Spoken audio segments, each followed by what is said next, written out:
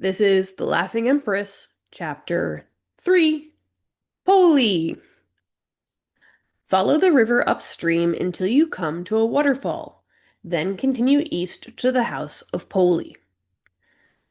More detail would be helpful, Zoe remarked as she read Keeper Ruth's note over Philothea's shoulder. Philothea giggled as tears streamed down her cheeks and dripped off her chin. Zoe handed her a handkerchief. She buried her face in it and let out a muffled sob. She couldn't stop thinking about the family they'd left at the temple. As if reading her mind, Zoe stated, I'm sure they'll be all right. Once your secret dad realized they didn't have you, he took his barbarians and left. Philothea hoped she was right. About him leaving the keepers, not about Emperor Zeno being her secret dad. They started for the river. What was he doing with that ring? Philothea asked.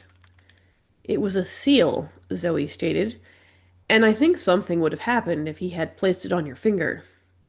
Something? Philothea asked. What kind of something? Zoe shrugged. You'd have started to glow or levitate?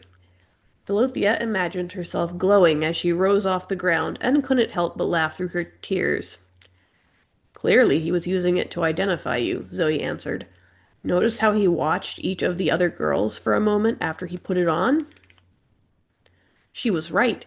He was waiting for something to happen. Was the seal magic? Maybe Philothea was magic. Of course, if you are magic, then you must be part fairy or something, Zoe speculated. It's got to be on your mom's side. Your dad doesn't seem very fairy-like. He's not my dad, Philothea objected. He's rich, Zoe pointed out. You could do worse. I don't see how that's useful if he wants to kill me, Philothea exclaimed.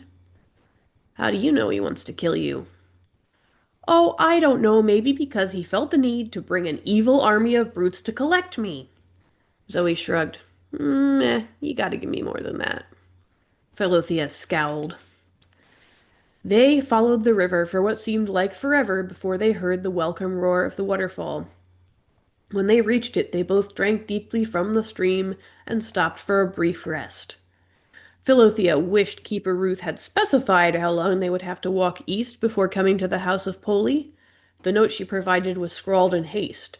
She was probably writing it as Philothea's secret dad was breaking down the door. Not knowing how far they'd yet to go made their hike seem endless. I hope this Polly has some real food, Zoe mentioned as she popped a couple of blackberries in her mouth. Zoe had just demonstrated her own magical power, voicing Philothea's exact thoughts. Unfortunately, Emperor Zeno hadn't had the decency to wait until after lunch before invading, so the two girls did their best to content themselves with what the forest offered. Incidentally, the forest was a terrible host that thought serving food from tangled, scratchy brambles was a good way to entertain. What kind of man lives out here in the middle of nowhere anyway? Zoe added as they pushed through the brush. At that very moment, Philothea noticed something unusual. They were approaching a steep hillside dotted with great boulders. A little ways up this slope was the mouth of a cave. It was hidden in the patch of ferns, and the only reason Philothea noticed it at all was because of the strange sounds coming from within. Clattering, banging, and was that singing? Zoe shot Philothea a questioning glance, and they both proceeded forward cautiously. When they came closer, they could hear it was a man's voice, singing the strangest lyrics they had ever heard. If only Polly was a bird, how handsome would he be? Polly wouldn't need to climb, he'd fly and he'd be free. He'd eat his fill of worms and ants and other lovely things, and fill his nest with pearls and gold and sparkly diamond rings. Zoe and Philothea looked at each other. What? Zoe mouthed, again voicing Philothea's thoughts. This must be Polly, Philothea whispered. Oh, I hope not, Zoe sighed. They both looked back at the little opening in the hill. The singing continued. Back when Polly was a bird, he had such lovely wings. He sang for lords and pretty maids, and feasted with great kings. Now that Polly is a man, he lives in sorrow's grip. He takes no joy in merry songs, and never makes a quip. I'm going to call him down, Philothea said finally. Zoe looked at her with one eyebrow raised slightly. Philothea blushed. She knew it was idiotic, but what else was she supposed to do? How will we know whether or not this is Polly if we don't talk to him? She pointed out.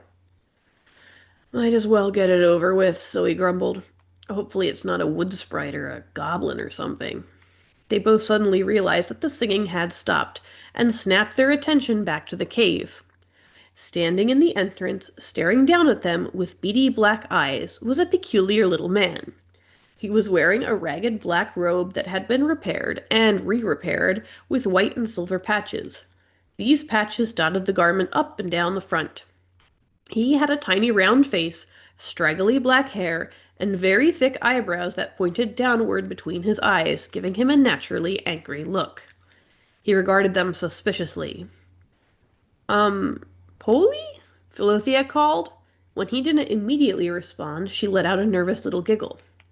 The strange man giggled back. Not only did he giggle back, but he did a perfect impersonation of Philothea. Philothea's jaw dropped. Zoe's eyes widened slightly. Was he mocking her? Philothea laughed in disbelief. The little man imitated her again, but this time he continued the awkward little sound, mixing in other kinds of laughter and voices. There were high, squeaky laughs, deep, booming laughs, little snickers, menacing chuckles, and Philothea's awkward and uncomfortable little laugh all mixed together. The man stopped himself abruptly and regarded them, cocking his head slightly.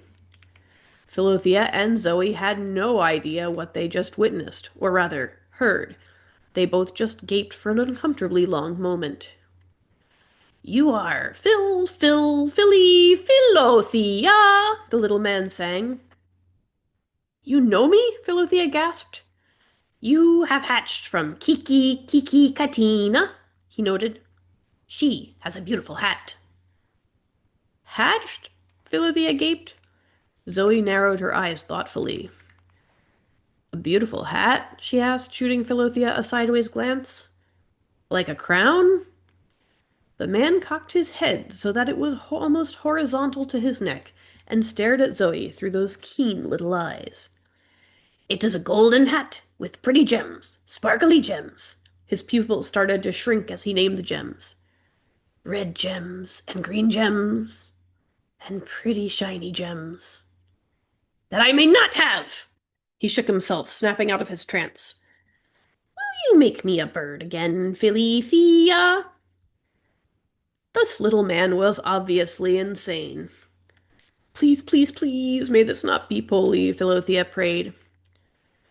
So you are Polly? Zoe asked. Philothea winced.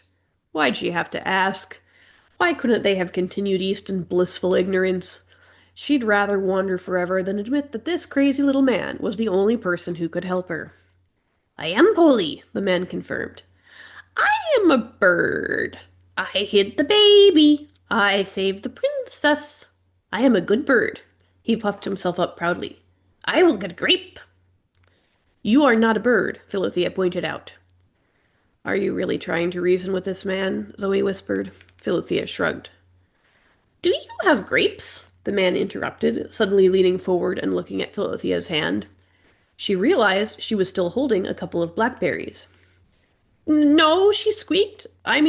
Blackberries? I have blackberries. That will do, the man exclaimed in his chipper sing-song manner. He started stumbling his way down the hillside toward them. Both Philothea and Zoe stood frozen, regarding the man as he made his way toward them. I'm thinking maybe we should go, Zoe offered, before this gets weird. Philothea didn't know how this could get any weirder. Go, but she looked back as the odd man stumbled down through the brush. We found Polly, I think. Yeah, I know he says he's Polly, Zoe began skeptically. But, well, he'd probably admit to being a shrew if we asked him. Philothea bit her lip thoughtfully. Zoe was right. This couldn't really be the person Keeper Ruth wanted them to find. Still, she had a strange feeling in the pit of her stomach. Let's just... Felt herself grinning at the absurdity of what she was about to suggest. Let's just act like he's totally normal. Play along. Maybe we'll learn something useful. Philothea forced down a volley of giggles when she saw the incredulous look Zoe shot at her. By now, the crazy hermit was almost upon them. Zoe looked at him, then back to Philothea. Why not? She shrugged.